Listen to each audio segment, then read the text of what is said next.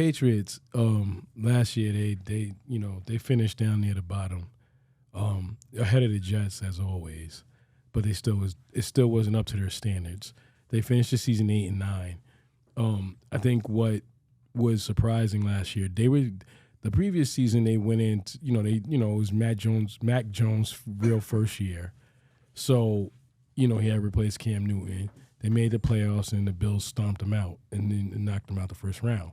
But that was, Mac Jones' first year. So now come back the second year, which was last year, and expectations were to take the next step.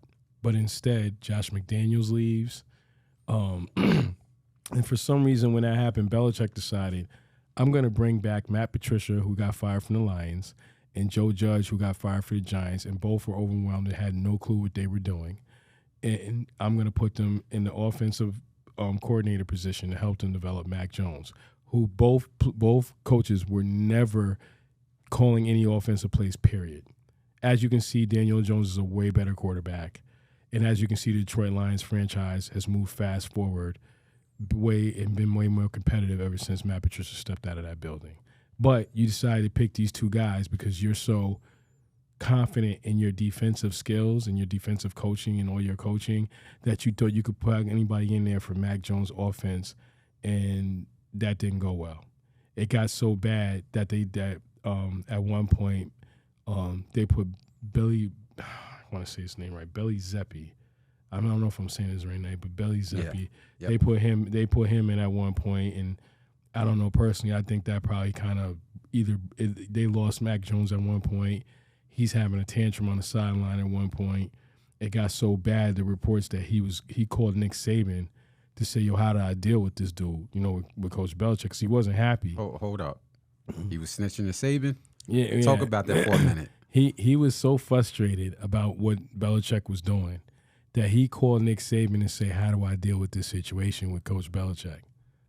From your opinion, being good in football, is that good for a person on a team to be going back to a college coach to talk about NFL business, or is that a no?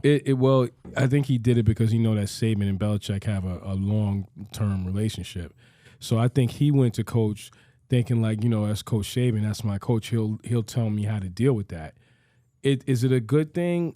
I don't think it's a good thing at all, but not for what everybody thinks it is. Okay. It's not a good thing because the franchise quarterback, let's just be honest, the franchise quarterback is going back to his college coach who used to work with you and say, look how I deal with this guy. This guy's not listening. This ain't working. And then there was reports that Belichick was frustrated about that, so he was trying to shop Mac Jones around. At the end, it all came down to fruition. He finished 8-9. Now, this is the third year Belichick has been without Brady, or I think fourth. I'm not sure. It's third or fourth. I lost count. Point of the matter is what I'm making is that Brady left and went and got a Super Bowl, and he's been in the playoffs every year since he's left that team. Belichick, ever since him and Brady split, has only made the playoffs one time. And now, first of all, he used Cam Newton as an excuse, and now he done I don't know, probably damaged his future with Mac Jones, his relationship, right? And people say, well, that's the Patriot way. That's Belichick. You do it my way or the highway. We're going to talk about the Patriot way as we go on. Right. Go ahead. So Belichick I think now he's starting to feel the heat. People are saying the New England Patriots, the ownership won't get rid of him because he's trying to break Don Shula's record of the most wins by any NFL coach. Okay. So I think if he's on pace, if he wins, I don't have the correct number in my head, but if he wins a certain amount of games, I would say the next 2 seasons, he'll probably be able to break Shula's record if he has some good winning seasons, right? The thing is with Robert Kraft, he don't seem to be too confident about that. He sided with Belichick about letting Brady go out the door 1 year earlier than 1 year late, which he's right because we all saw how Brady played last year. Only thing is he's got a Super Bowl, right? Mm-hmm. So if you Kraft, you're like, yeah, we got rid of him 1 year earlier than 1 year late, but I don't know. I would have took that L for 1 year late if I got me another Super Bowl. You get what I'm saying? Mm-hmm. So now, long story short is Belichick must have smartened up. So he goes and gets Bill O'Brien to come back to help develop Mac Jones. Not only does he does he help him with that? He also gets some Juju Smith-Schuster as another weapon, and he also got Ezekiel Elliott as another weapon for the running game. So I think the offense is going to change clearly with the new offensive coordinator, with Bill O'Brien. And I think with those other two weapons, it'll help Mac Jones develop a little bit more, and they might have as much as struggles as they had before last year. All right. So I got to interject with some questions. Yep. This gave a great breakdown of the Patriots, some coordinator issues, some offensive weapons. So studying this conference, would you say, I got a two-part question. First part. Yeah.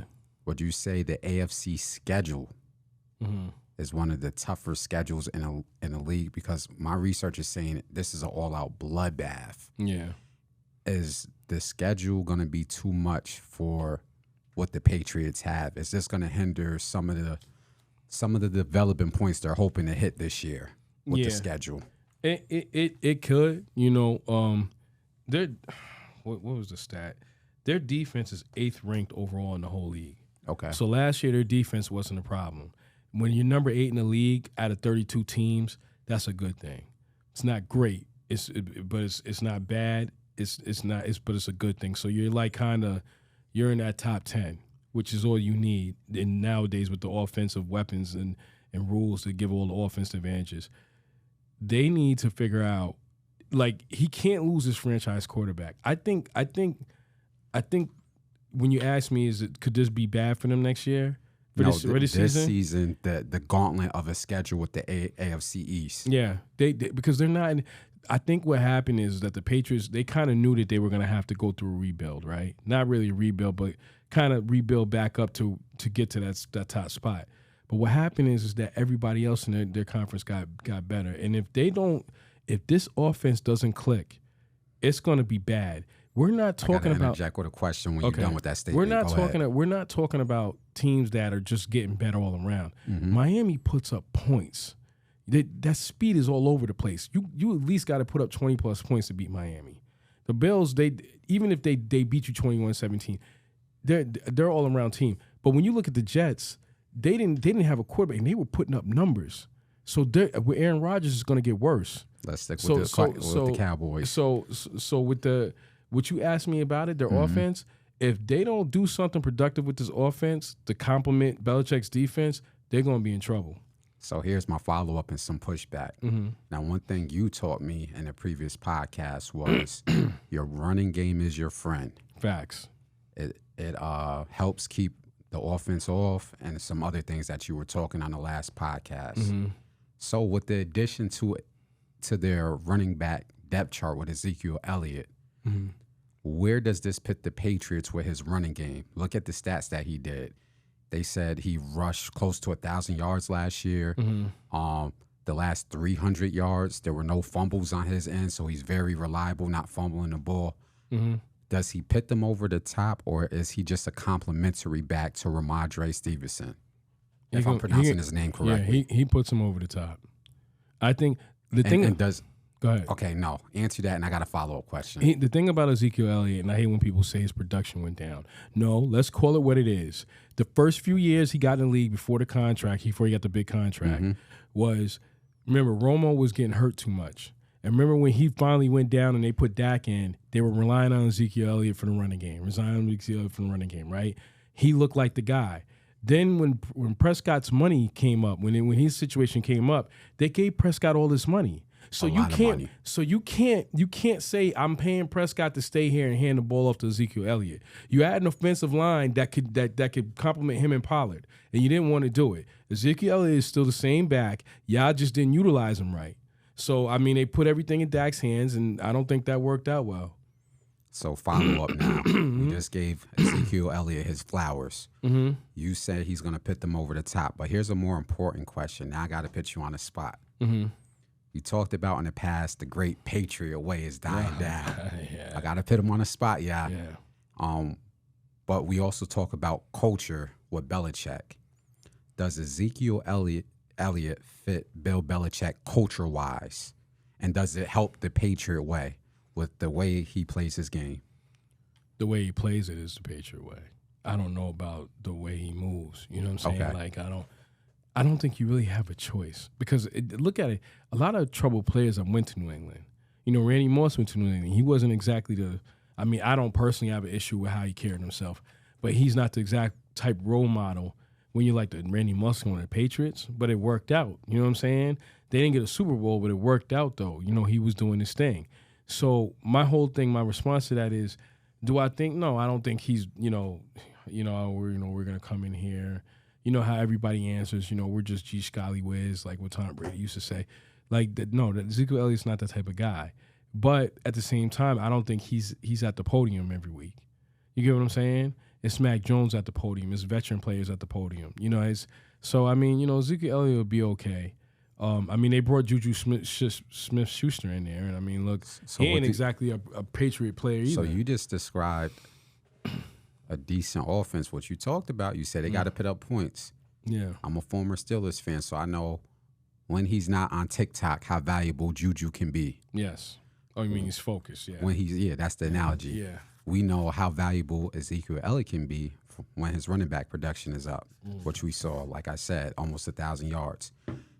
If Ramondre, if I'm pronouncing his name correctly, and Ezekiel Elliott can both rush, this is just a guesstimate, for both of them for 1,000 yards, what could that do? Where does that put them as a dual running back scenario? That would make him one of the illest running back tandem in the league. It would help Mac What Jones. about the AFC East? Where does that put them in the AFC East for dual running backs for Ramondre? I'm sorry if I'm pronouncing your name. It makes them difficult to beat, and it makes the other teams, it takes them out of the rhythm. Like if you look at, if I'm just, let's just say I'm freestyling off the head. Let's just say I'm not even thinking about it. If you look at Josh Allen and if you look at Miami, you look at New York, they're all doing this to put up points, right? If you're keeping Aaron Rodgers off the field, if you're keeping Tua off the field, if you're keeping Tyreek Hill off the field, it makes them hard to produce. Belichick knows that. I can assure you, him and O'Brien is talking about how to methodically and vertically move down the field and also find ways to stop all these offensive firepower. That's what they're looking at. This is a make or break year for Belichick. I can assure you, if it don't work out right, and he's not even in contention for the playoffs, it's a pretty safe bet he's on his way out the door. They're not keeping him to break Schuler's record.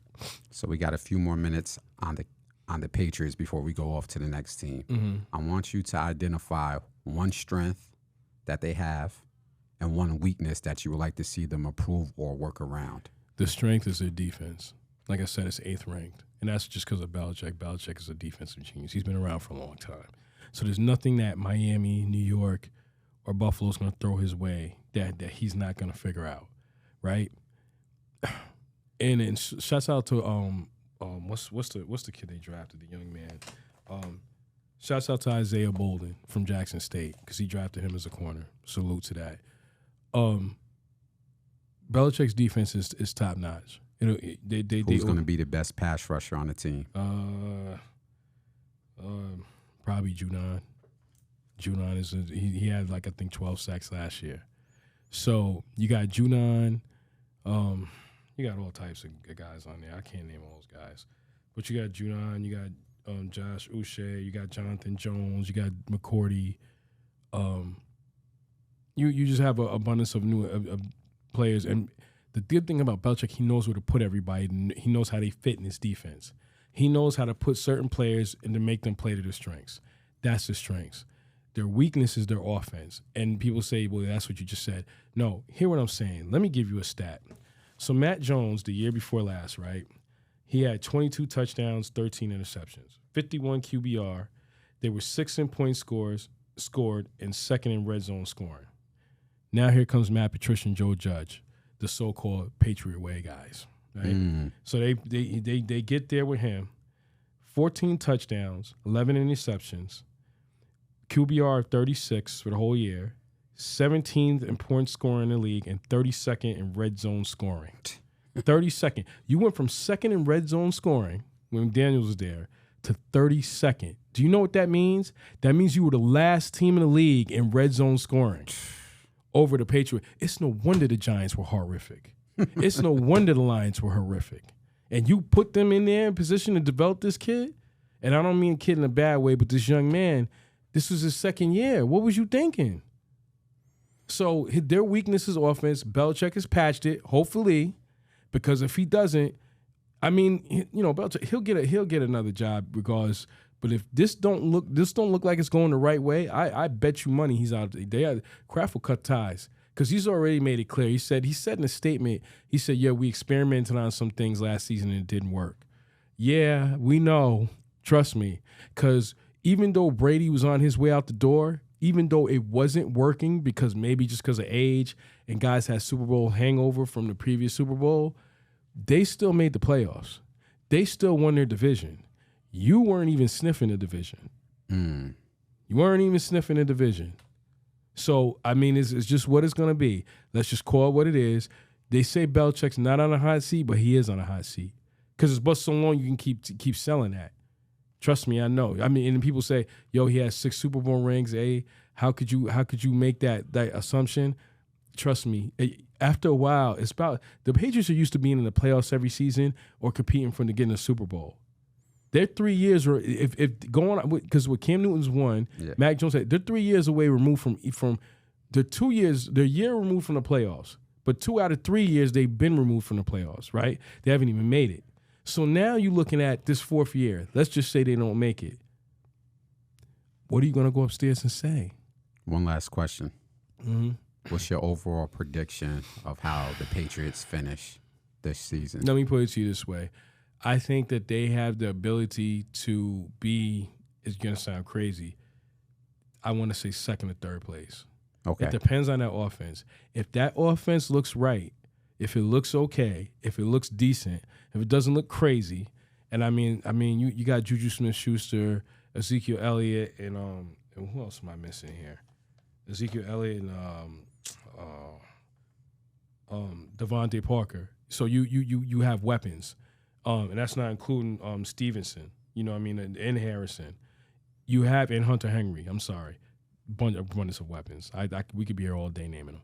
Point I'm making is, if it gels and it works out, they'll be the surprise team. I truly think they'll be second or third. They have the ability to do that. Now, will that happen?